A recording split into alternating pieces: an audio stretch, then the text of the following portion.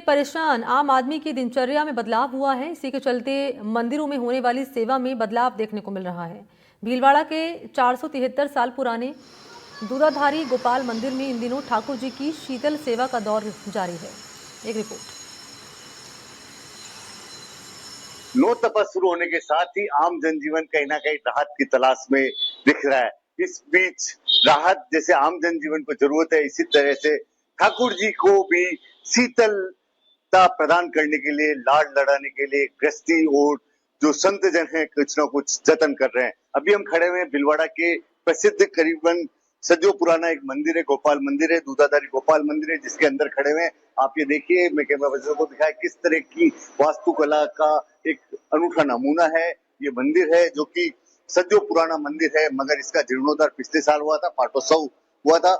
अब आप ये देखिए, ये मंदिर में भगवान को कहीं ना कहीं जैसे आम आदमी गर्मी और तपन से बचने के लिए कोई ना कोई जतन कर रहा है, इसी तरह से ठाकुर जी को भी शीतलता प्रदान करने के लिए ठाकुर जी की शीतल सेवा यहाँ पर इस समय गोपाल मंदिर दूधाधारी मंदिर में जारी है। यहाँ पे जो मंदिर के जो मुख्य पुजारी है कल्याण जी महाराज, उनसे बात करते हैं। कल्याण जी, जिस तरह से ज्येष्ठ मास शुरू हुआ है, किस तरह की सेवा शुरू होगी ठाकुर जी की? ज्येष्ठ मास का स्वामी जो है मंगल है, मंगल अग्नि का कारक है, तो भीषण गर्मी इस ज्येष्ठ मास में पड़ती है। हमारे निम्बार्क संप्रदाय के अनुसार ज्येष्ठ मास पर्यंत शीतल सेवा इसको हम बोलते हैं। ज्येष्ठ कृष्णा प्रतिपदा से लेकर के ज्येष्ठ शुक्ला पूर्णिमा तक ये सेवा हमारी चलती है, इसको शीतल सेवा हम कहते हैं। तो इस शीतल सेवा के अंदर आधुनिक तरीकों से और परंपरागत जो हमारे तरीके हैं जिससे कि हमारी परंपराएं चलती रहे, तो परंपरागत जो तरीके हैं जिसमें खसखस की टाटी, खसखस की जो एक घास होती है इसको बना करके लगाया जाता है। पीछे बनी हुई ये खसखस की टाट है और ये शीतल ठंडी रहती है, इसमें खुशबू भी आती है और शीतलता भी इससे रहती है हमारे। तो पुराने समय में खसखस की टाटी लगाई जाती है जिससे ठाकुर जी को शीतलता प्रदान हो। ये तो खसखस की टाटी हो गई, शीतलता प्रदान हो। भोग और जो कहते हैं जिस तरह से इत्तर में भी बदलाव आता है ठाकुर जी के, हर ऋतु के हिसाब से बदलाव होता है।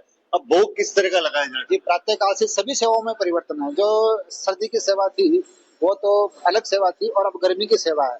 तो इसमें प्रातः काल से जहाँ पर गर्म जल आ रहा था, अब ठाकुर जी के लिए सुंदर मटके का, ठंडा मटके का जल वो सुबह से ही काम लिया जा रहा है। शीतल जैसे स्नान करवा करके उसके पश्चात इत्र, सही कहा आपने, इत्र जो है इतने दिन तक हीना केसर वो आ रहा था, उसकी जगह ठाकुर जी के खसखस है, मोगरा है और गुलाब का इत्र काम में लिया जा रहा है। ठाकुर जी के पोशाक में भी परिवर्तन है, जहाँ पर जरी के और सिल्क के जो वस्त्र आ रहे थे अब उसकी जगह मलमल के वस्त्रों ने ले लिया है। मलमल के वस्त्र के अलावा जो ठाकुर जी का श्रृंगार है, जहाँ पर जरी के, सोने के, चांदी के जो आभूषण आ रहे थे उसकी जगह मोतियों का, क्योंकि मोती ठंडा रहता है तो मोतियों का श्रृंगार है ठाकुर जी को।